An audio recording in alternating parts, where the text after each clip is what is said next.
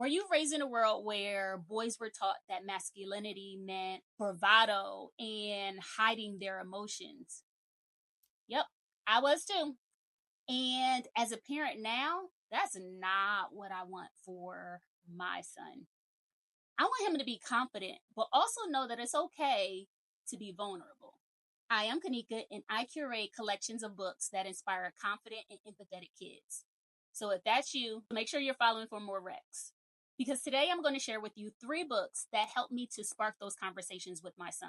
To teach boys about self-love, about expressing their emotions and understanding their emotions, and also ones that have helped me to shift my own perspective as I grow as a parent. So, as a millennium Gen Z parent raised by a boomer, I feel like we weren't really given tools necessary to tap into our emotional needs. Instead, we were taught that boys were supposed to be tough, they were supposed to keep everything together, and never, ever show any vulnerability. So, something that I recognize is I kind of bring some of those messages unintentionally into my parenting style. And I noticed that a lot of my friends are having the same parenting struggles no matter the gender of their child. We're the I want to gentle parent, but sometimes when my son is expressing his emotions, I'm also like, dog, but who you talking to though? Because as much as I want him to be confident, advocate for himself, show big feelings and express them, I'm also going through part of that journey with him. So finding that balance can be really tricky. And as an educator, I found that books can be powerful gateways into having those tricky conversations, particularly the ones that I've had with my son that help me shift my own mindset about what it means to be confident, emotionally intelligent boy. So here are a few books that help me and may also be a help to you. First up is I Am Every Good Thing by Derrick Barnes, a book that celebrates Black boys as powerful and capable and full of potential. So, this book reinforces self love and affirms that boys, especially boys of color, are every bit as worthy of love, joy, and success. And I love this book because it really helped my son see himself in the characters. And it's powerful to have a book where boys are not reduced to stereotypes but are really celebrated for who they are. Another thing that I really enjoy about this book is that it is chock full of affirmations, speaking life into boys and showing them that they are full of potential, that they are capable of great things, especially in a world that is constantly telling them who and what they are. And so I find that the affirmations in this book really just to help affirm who boys are and gives them a sense of self-worth before going into the world that's going to tell them anything different. Next up, we have Boys Like Me by Valerie Thompkins, a book about celebrating boys' many interests and talents, and it allows them to see the different possibilities of careers that might evolve from them.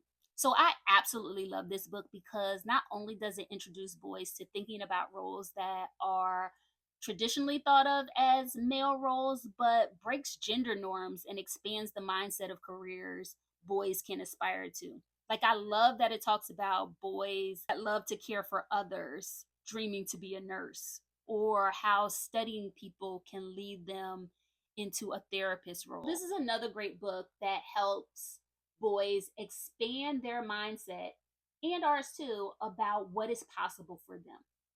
And this last book is one of my all-time favorites. And so this is My Cold Lemon Pie Bluesy Mood by Tameka Fryer Brown.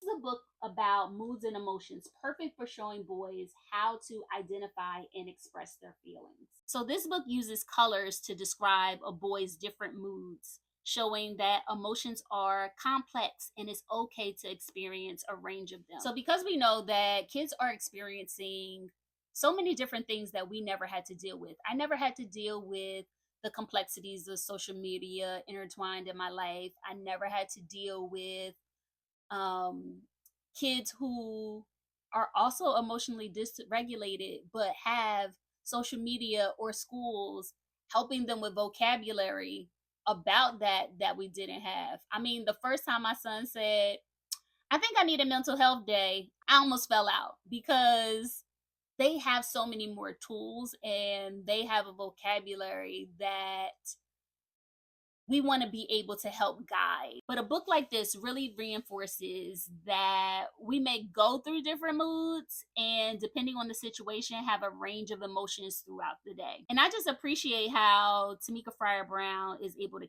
capture that in a way that I can have conversations with my son about emotions not being necessarily good or bad, but just a part of who we are. And it's okay to feel all of them. So even if you grew up bottling your feelings, books like these can be so important and such a great tool to start those conversations with your child about how we can express and identify our feelings.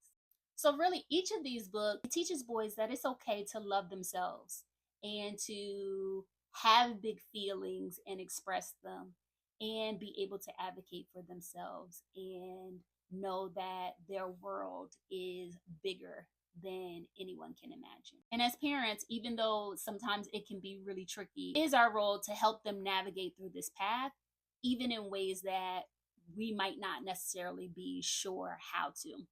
And so that's what I love about books, is it just gives that gateway to having those conversations and to thinking about things much differently than we may have before. Have you read any of these books, or are there any other books that you read with your child or that you've used as tools to spark conversations about self-worth and understanding our emotions?